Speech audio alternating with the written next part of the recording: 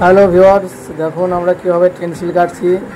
লোগোটাকে Tencel বানাচ্ছি, Tencel বানিয়ে আবার দেওয়ালে বসিয়ে ছাপ মেরে লিখবো। এখন আমরা কাজ করছি পাড়াজে ভরসা মিলের দেওয়ালে।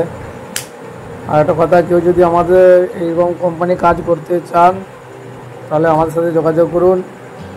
ভালো পেমেন্ট ঠিকঠাকই আছে, অসুবিধা কিছু নাই। কাজটা অনেক অ্যাভেলেবেল আছে, কেউ করতে চাইলে অবশ্যই যোগাযোগ করুন।